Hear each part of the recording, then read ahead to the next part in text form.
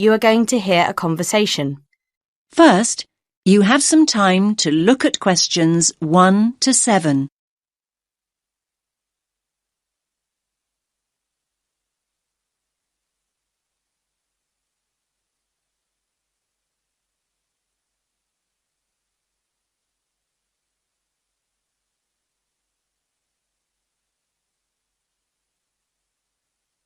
Listen carefully to the first part of the conversation and answer questions 1 to 7.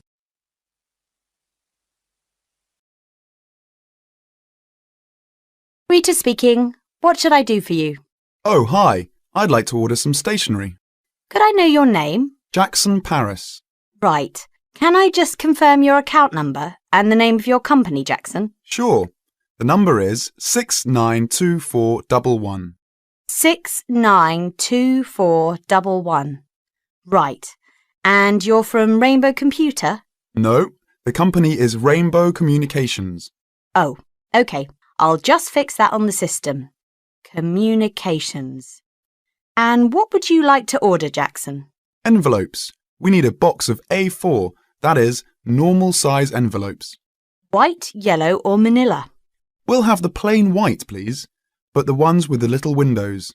OK, one box. A4, white. Just one box, was it? On second thoughts, make those 2 boxes. We go through heaps of envelopes. As a matter of interest, are they made from recycled paper? No, you can't get white recycled paper. The recycled ones are grey, and they're more expensive, actually. Right, we'll stick to white then. Something else, Jackson? Yes, we need some coloured photocopy paper. What colours do you have?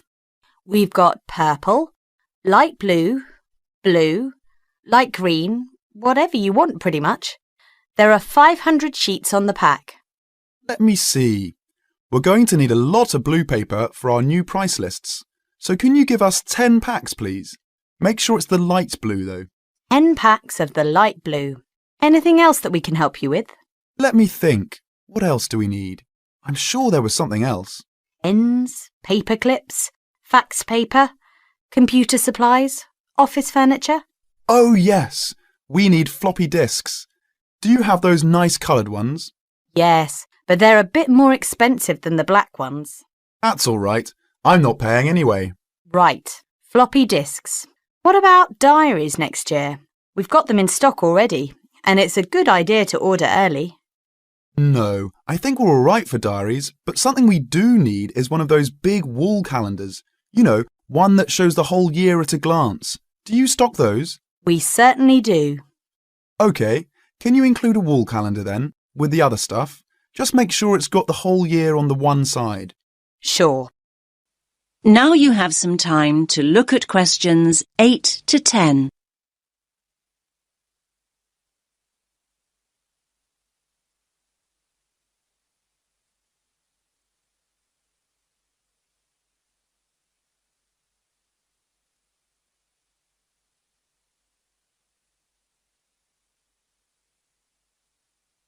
Now listen to the next part of the conversation and answer questions 8 to 10.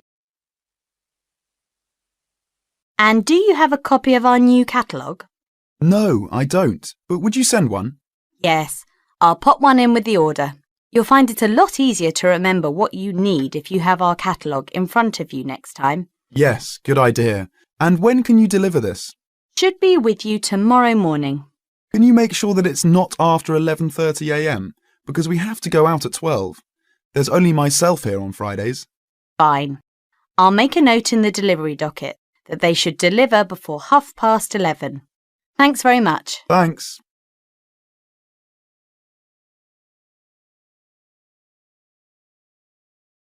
That is the end of part 1.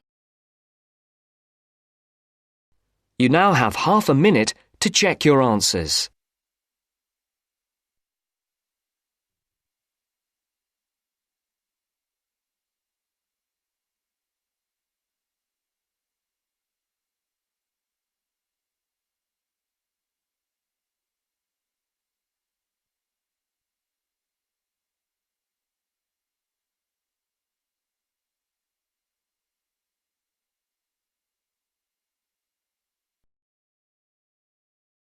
Now turns to Part 2. Part 2. You will hear a talk by a counsellor on plans for the development of an old industrial site. First, you have some time to look at questions 11 to 13.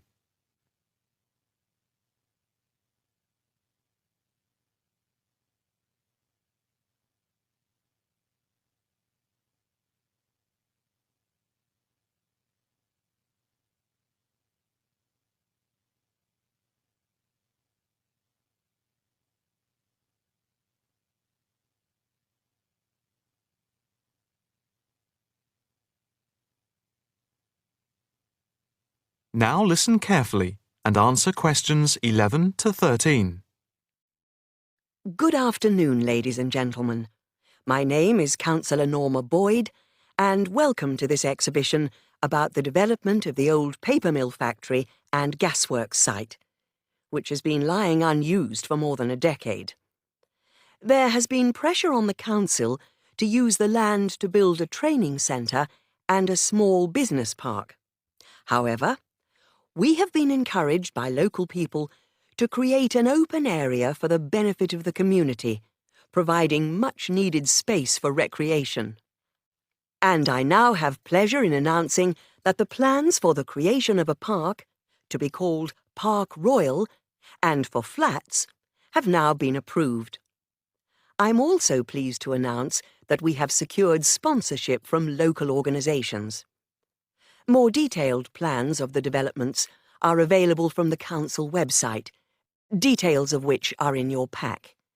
In the meantime, I'd just like to take you through the plan here on the screen. Before you hear the rest of the talk, you have some time to look at questions 14 to 20.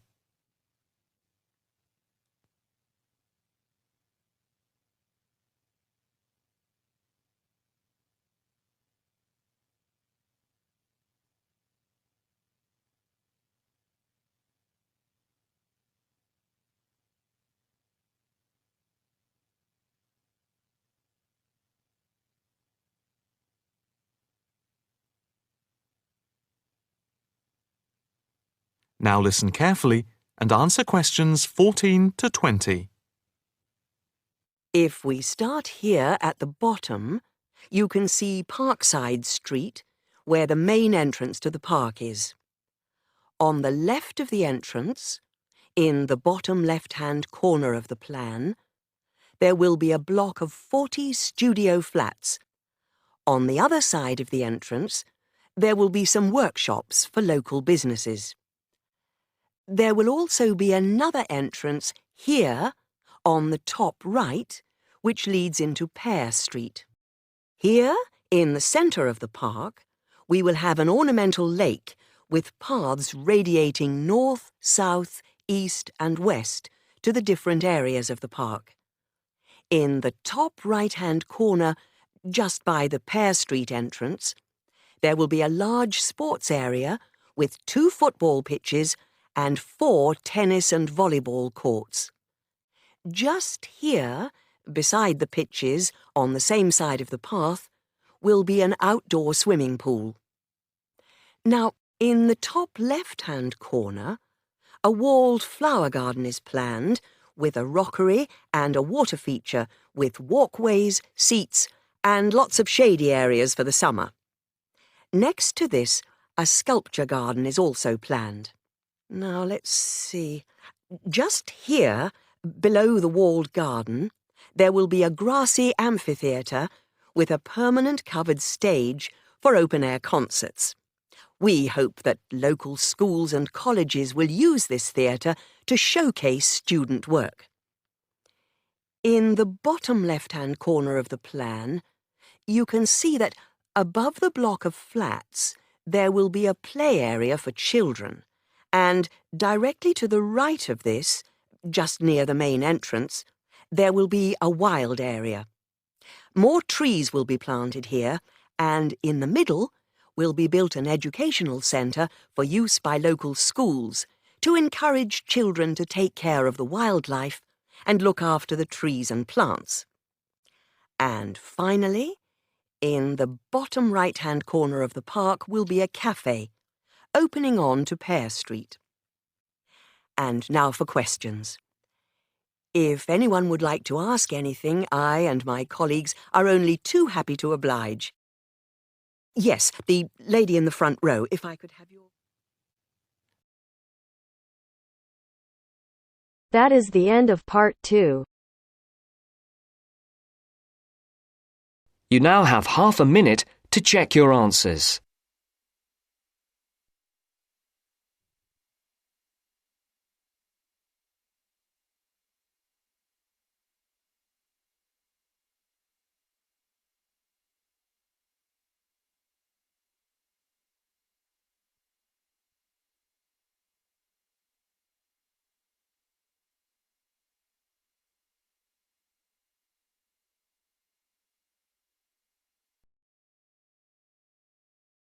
Now turns to part 3.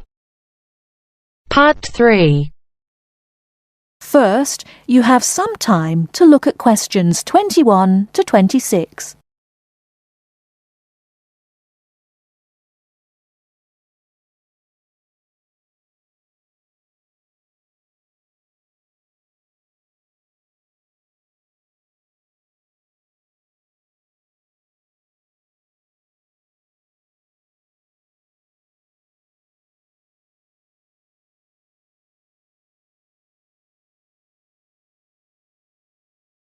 Now listen carefully and answer questions 21 to 26. Hello, my name is Emiliano. I am a student here and I'd like to rent a house for 6 months. OK, well, you've come to the right place. We specialise in short-term rental. First of all, I would like to get a few details from you. Can you give me your full name, please? Yes, it is Emiliano Nespla. And can you tell me your present address, please? Yes, it's 17 Middleway, Penrose. I'm living with a homestay family at the moment. That's great. Now, do you have any identification with you? Oh, and we will need a reference from someone who knows you here. Maybe your homestay family. Yes, okay. Here's my passport and a card from my language school. My referees can be Mrs. Alice Thompson. She's my homestay mother and she wouldn't mind, I'm sure. You can contact her at the same address as me, of course. OK. If we need to contact you, should we leave a message with your homestay? No, you can speak to me directly. My cell phone number is 021 548 3534. Great. Now, do you have a bank account? You will need to pay your rent by direct debit. You know, it will come out of your account automatically every month. Okay, I don't have my bank account details with me now, but I can get them and bring them back later today. That's fine. Now, can you tell me what kind of house you are looking for? Do you want to rent by yourself? No, I'm looking for a 3-bedroom house. I want to rent with my 2 friends. I will bring them in to see you later today. Okay. And what areas are you interested in renting in? Well, here's a map. Can you see my school? I don't have a car, so I need to take some kind of public transport to school and I don't want to travel for more than 30 minutes each way. Do you think you have anything which is suitable? Yes, we do. Here is a list of available properties. I'll highlight the ones that could be of interest to you. Look at the map and go and have a look at the houses with your friends. Do you have a friend with a car? Yes, I do. Good. So go and look outside the houses. It will give you an idea of what the area is like. But remember, don't go into the garden or knock on the door. If you want to go in and have a look, let me know and we can arrange an appointment. Okay. Can you give me an idea of price? Yes. If you look at the list, you can see the weekly rent written next to the house address. Oh yes, I can see it now. Do I need to pay anything else? Yes, you need to pay a deposit which you will get back when you move out, and you have to pay a non-refundable agent fee which is equivalent to 1 week's rent. You will have to pay your bills when they come in every month too, of course. Okay, well, thank you very much for your help. What time should I come back with my friends and my bank details? How about 2:30 this afternoon? That sounds good. Thank you for your help. I'll see you later. Thanks for coming in. Goodbye.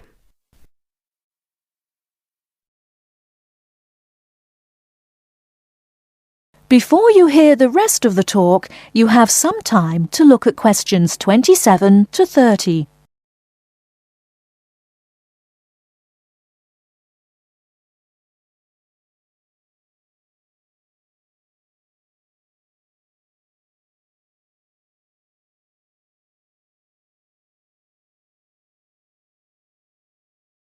Now listen and answer questions 27 to 30. Hey, don't throw that can away. Why not? I finished with it. Yes, but you can recycle things like that. Oh, I haven't got time to recycle everything I throw away. That's a terrible attitude. Don't you care about... Hello, you two. Hi, John. What are you arguing about? Oh, Sam says he doesn't have time to recycle. What do you think? Well, I agree that it can be difficult sometimes. Do you always recycle everything then, Mary? Yes, I think everyone should. I mean, look at the state of the planet. If we don't all start making an effort now, it could be too late. Well, one of the reasons I don't recycle as often as I should is that I don't really know where to go. There are no recycling facilities near me. Well, I know I said I haven't got time, but actually there is a bottle bank near the supermarket just up the road. So I suppose there are limited local facilities. So you can do your recycling outside the supermarket? Yes, but like I said, only limited. It's only a bottle bank. Well, I don't have a car, so it's very difficult for me, but I still do it. Sometimes a friend comes over and we take our recycling together, but not very often. So if your facilities are limited, then mine are very limited. Well, I suppose if you go to all that trouble, I might make more of an effort. Good. If it was up to me, I'd encourage more people to recycle. How? Well, how about some kind of incentive? A reward for anyone who makes an effort to recycle? That's a good idea. But if you think everyone should recycle, then why not penalise those who don't recycle instead of giving something to people that do? If there was a fine for anyone caught throwing recyclable materials in the rubbish, people would take more notice. Well, now you're going too far. Do you really want anyone going through your rubbish just to check if you're following the rules? No, I don't think fines are a good idea. Well, I think we should be doing something. Anyway, I have to go. I've got my social science class next. See you later. Yeah, see you later. Bye.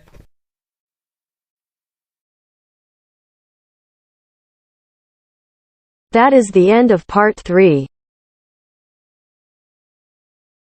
You now have half a minute to check your answers.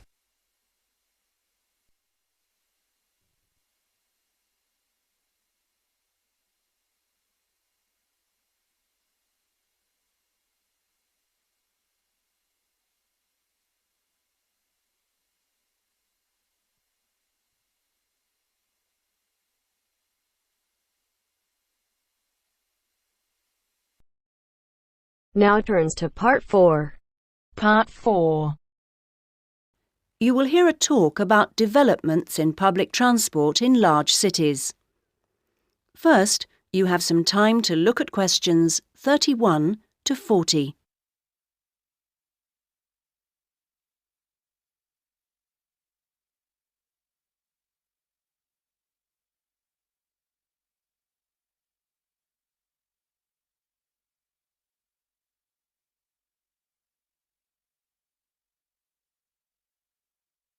Now listen to the first part of the talk and answer questions 31 to 34.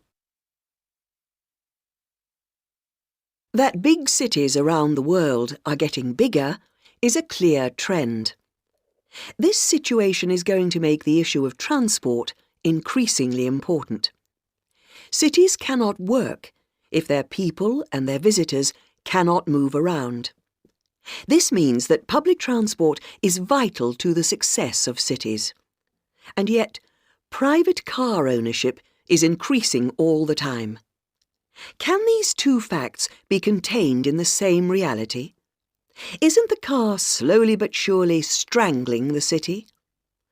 But we must acknowledge it does have genuine benefits. Having said that, the fact that car owners can escape to the mountains is of little relevance to the issue of daily city life, in which we need to do things like ferry heavy shopping and luggage around, something the car, of course, is invaluable for.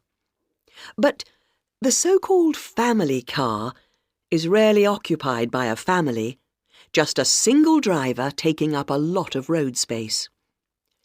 It's not only the car that clogs up our roads, of course. Trucks are heavy, noisy and smelly intruders.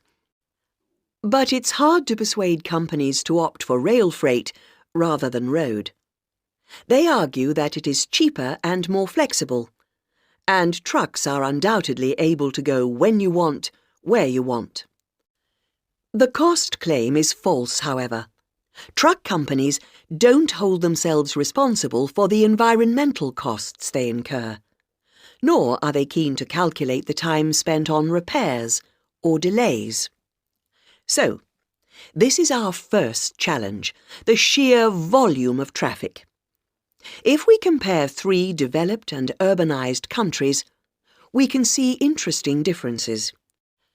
The UK, for example, has just over 20 million cars, 1 for every 3 people approximately, and nearly 3 million buses and trucks. These figures sound very high, but in fact the Netherlands, although only a little over a quarter the population, has more vehicles per head of population.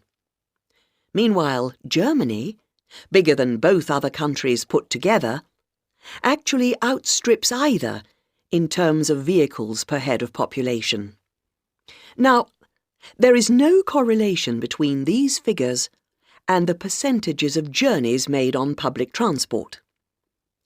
This means that the route to better public transport use is not abolishing the car, but rather making public transport better.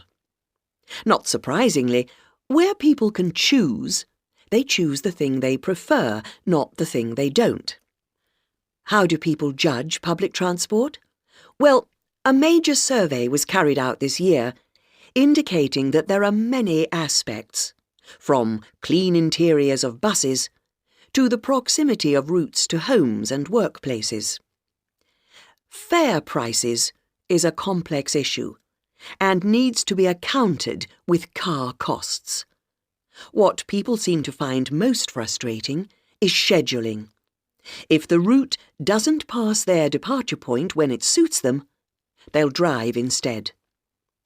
The issue of personal safety seems to have reduced in urgency with better lighting at stops and CCTV. Now, various measures are being taken in a number of major cities, all designed to increase the appeal of public transport and thus to persuade car users to leave their cars behind and free up the city's roads. Among these is bringing in smart cards.